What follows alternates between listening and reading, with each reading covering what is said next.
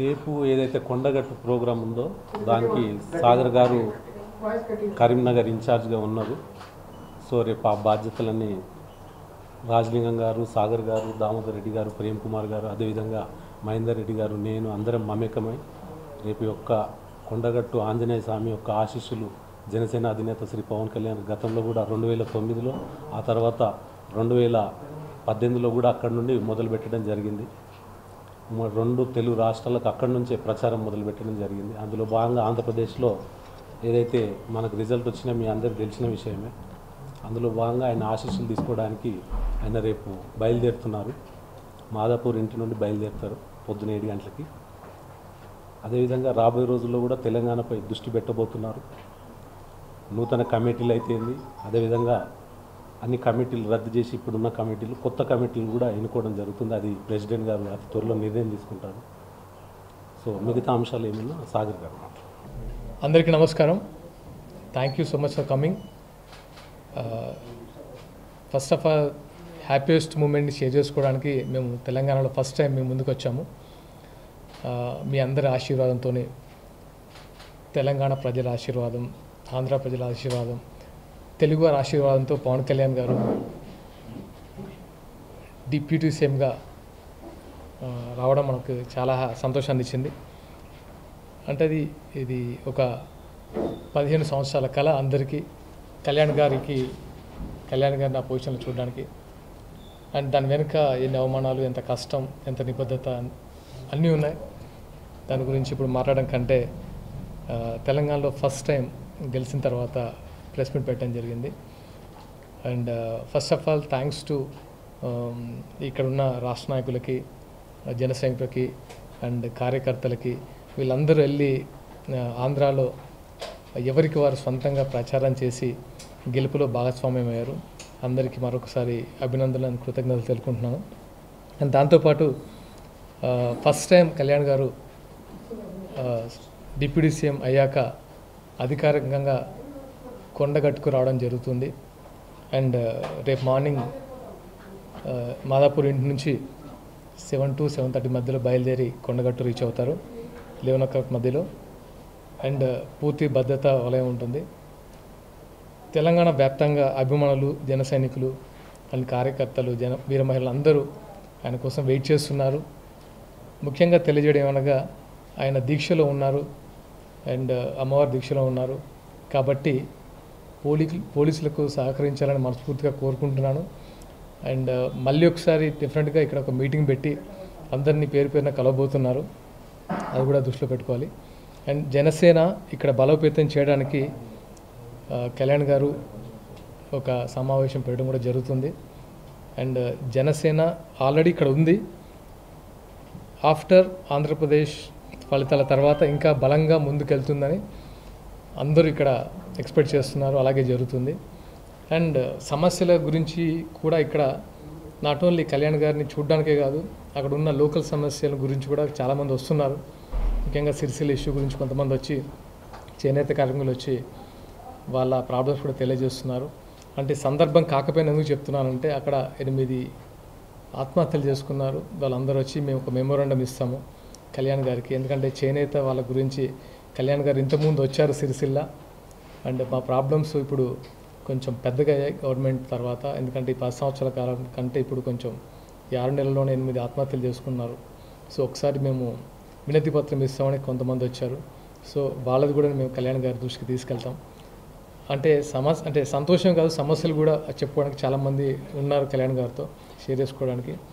And first of all రేపు ఉన్న కొండగట్టు కార్యక్రమాన్ని అందరూ తెలంగాణ వ్యాప్తంగా సంబరాలు జరుపుకుంటున్నారు. ఎందుకంటే కళ్యాణ్ గారిని డిప్యూటీ సీఎంగా చూసి ఆ కళను నెరవేర్చుకోవడానికి అందరూ సంబరాలు చేసుకుంటున్నారు. అలాగే కొంచెం సమన్వయం కూడా పాటించాలి. మిగతా విషయాలు ఏంటంటే అందరూ రాష్ట్ర నాయకులు అందరూ అక్కడ ఆర్గనైజ్ చేస్తున్నారు. ఇప్పుడు వెళ్ళి నాకు తెలిసి ఇంకో 1-2 hours బయలుదేరి వీళ్ళందరూ అక్కడ ఆర్గనైజ్ చేస్తారు. అండ్ ఫర్దర్గా డెఫినెట్గా మీ ముందుకు చాలా విషయాలు తెలియజేస్తాం. ఎందుకంటే పార్టీ బలోపేతం గురించి కానీ లేకపోతే ఇక్కడ నాయకత్వం గురించి కానీ అన్ని విషయాలు త్వరలో మీ ముందుకు తెలియజేస్తాం. అండ్ మరొకసారి thank you so much for coming. Thank you. అంటే ఇప్పుడు అక్కడ ఆంధ్రప్రదేశ్లో జనసేన సాధించిన అఖండ విజయం హిస్టారిక్ విన్, ఇండియన్ హిస్టరీలోనే ఇప్పుడు ఎక్కడ లేనంత గొప్ప విజయాన్ని జనసేన సాధించి పవన్ కళ్యాణ్ గారు డిప్యూటీ సీఎం అయిన దాని తాలూకు ప్రభావం తెలంగాణ రాజకీయాల మీద ఏ విధంగా ఉంటుందని మీరు అనుకుంటున్నారు? డెఫినెట్గా సార్. యాక్చువల్గా మీరు అన్నట్టు కళ్యాణ్ గారు ఎప్పుడో చెప్పారు, జనసేన రాజకీయాలు లేకుండా రెండు తెలుగు రాష్ట్రాలు ఉండవని ఆయన ఎప్పుడో చెప్పారు. దానిలో భాగంగా ఫస్ట్ రాష్ట్రాన్ని ఆంధ్రప్రదేశ్లో తన మార్కెంటో చూపించారు. అంటే అవుట్ ఆఫ్ 21కి సీట్స్ కొట్టి అంటే ఎన్డీఏలోనే ఒక ప్రభావితం చేశారు. అలాగే తెలంగాణలో కూడా ఆయన మార్కు ఉంటుంది. అంటే రాజకీయాలు కొత్త అంటే ఆయన మార్పు ఏదైతే కోరుకున్నారో అది సాధించి చూపెట్టారు. డెఫినెట్గా తెలంగాణలో కూడా అది ఎక్స్పెక్ట్ చేస్తున్నాం సార్. మున్ముందు అంటే ఇప్పుడు చాలా తక్కువ టైం, ఆల్మోస్ట్ 1 మంత్లోనే కార్యాచరణ జరుగుతుంది. ఇంకొక 1 మంత్లో డెఫినెట్గా దీనికి సంబంధించిన కార్యాచరణతో ముందుకు తీసుకెళ్తారు కళ్యాణ్ గారు. క్యాడర్ కూడా చాలా ఎక్స్పెక్ట్ చేస్తున్నారు. నాట్ ఓన్లీ దట్, తెలంగాణ వ్యాప్తంగా నాకు ఫోన్స్ వస్తున్నాయి అంటే జాయినింగ్స్ అవ్వడానికి కానీ, అంటే జనసేన విజయం ఏదైతే ఉందో అది తెలుగు రాష్ట్రాలను కాదు, ఆల్మోస్ట్ టోటల్ భారతదేశంలో ఒక ప్రభావం చూపింది కళ్యాణ్ గారి రాజకీయ మార్క్. అండ్ ఆ హోప్తోనే తెలంగాణలో కూడా ఇలాంటి నాయకుడు కావాలి, ఇలాంటి నాయకత్వం మాకు కావాలని చాలామంది ఎక్స్పెక్ట్ చేస్తున్నారు. దానికి తగినట్టుగానే కార్యాచరణ ఉంటుంది. మున్ముందు డెఫినెట్గా జనసేన చాలా బలంగా తెలంగాణలో పార్టిసిపేట్ చేస్తుంది.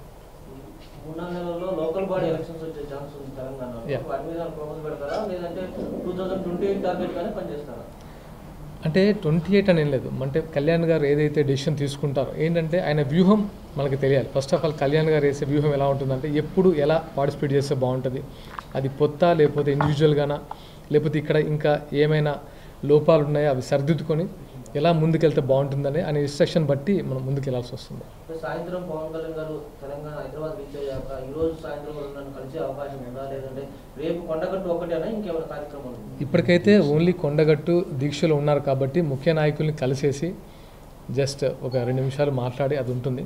అంటే మిగతా కార్యాచరణ ఆయన ఆల్మోస్ట్ ఒక వితిన్ ఏ వీక్ అంటే ఈ దీక్ష అయిపోయిన తర్వాత అందరినీ జిల్లాల వారీగా కలిసే యోచన ఉంది. అది కూడా సర్క్యులర్ రిలీజ్ చేశారు. దాన్ని బట్టి ఆయన ఒక డెసిషన్ తీసుకుని ముందుకెళ్తారు. అంటే ఇప్పుడు దీని తర్వాత తెలంగాణలో జాయినింగ్స్ బాగా ముమ్మరంగా ఉన్నాయండి.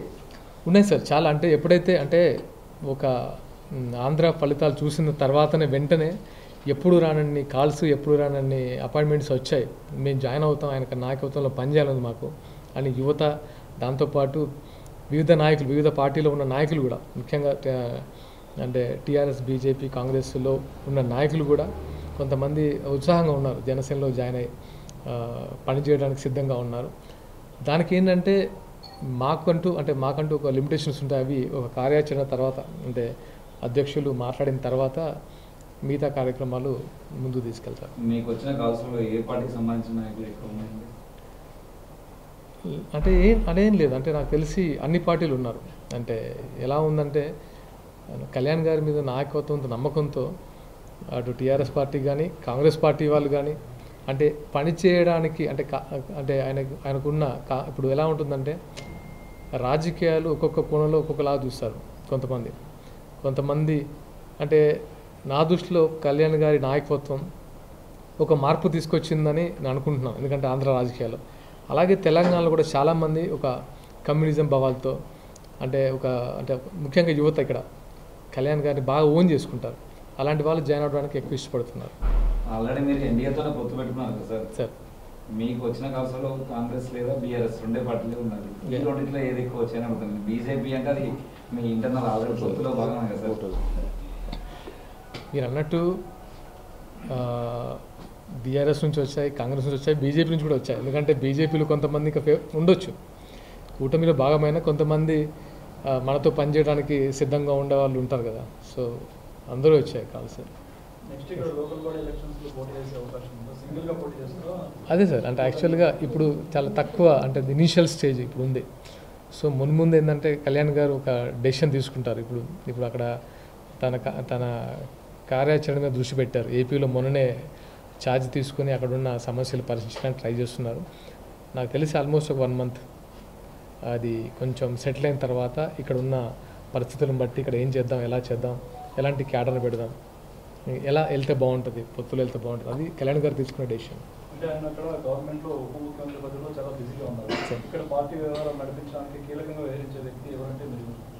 సార్ ఇక్కడ అదేం లేదు సార్, అందరూ ఉన్నారు. యాక్చువల్ మహేందర్ రెడ్డి గారు, శంకర్ గౌర్ గారు, రాజలింగం గారు, ముమ్మారెడ్డి ప్రేమ్ కుమార్ గారు, దామోదర్ రెడ్డి గారు, ఇక్కడ ఒక ఆయనకు అంటే ఎప్పటి నుంచో అంటే ఆల్మోస్ట్ ఒక 10 సంవత్సరాల నుంచి ఉన్న వాళ్ళందరూ ఉన్నారు. సో నన్ను ఏంటంటే నాకు ఆల్మోస్ట్ నవంబర్లో నేను జాయిన్ అయ్యాను. ఆయనతో ఎప్పటి నుంచో జర్నీ ఉన్నా, పార్టీలో మాత్రం ఒక నవంబర్లో నేను జాయిన్ అయ్యాను.